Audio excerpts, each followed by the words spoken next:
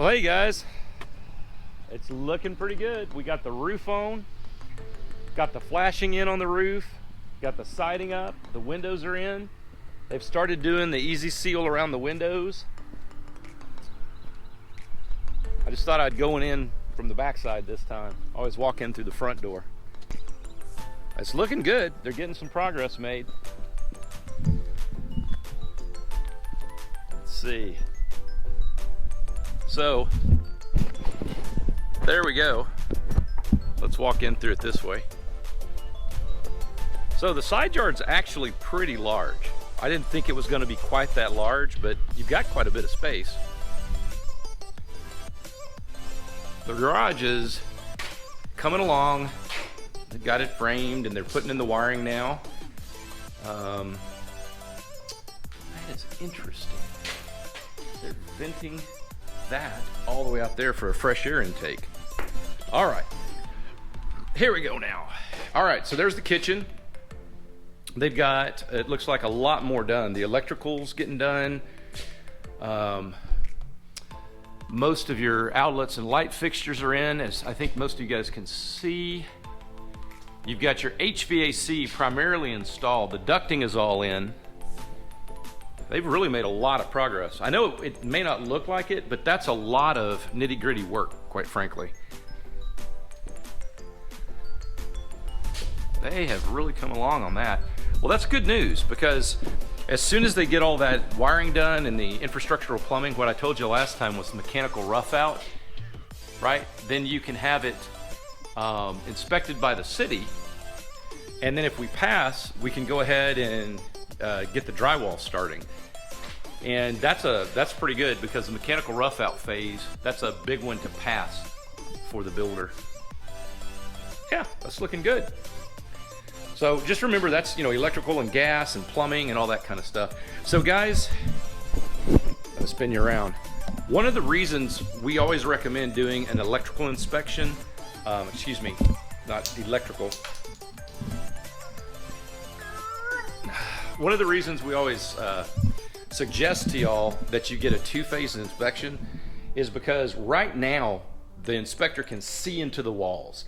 Some of the things they can look for is, can you see how the wiring, the electrical wire, is actually stapled to this piece of wood? Okay, do you see this movement in this electrical wire? But do you see how tight that is? Okay, and you see that? See, those are all fine. Those staples did not penetrate the wiring. But imagine if one of the staples did penetrate the wiring. That would be bad news bears, wouldn't it?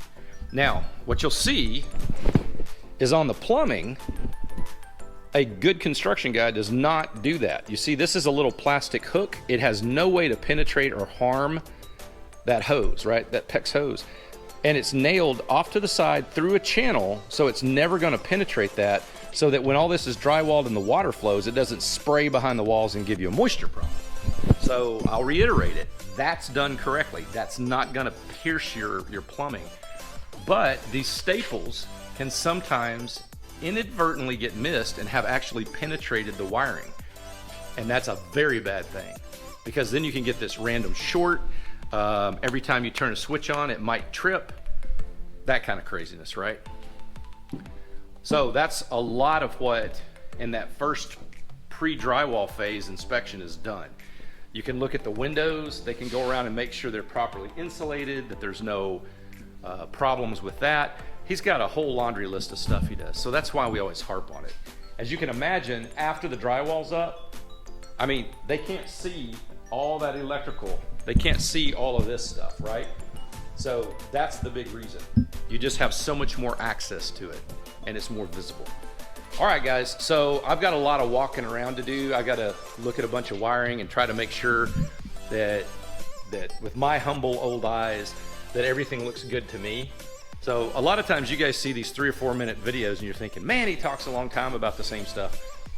But what you don't see is the hour behind the scenes that I go poking around at all the 2x4s and the wiring and stuff. So I'm just trying to make sure that the joists are put in right and everything looks good to me. I'm not a home inspector and I'm not a builder, you know that. But I can still look at stuff and point something out if I think it's done wrong.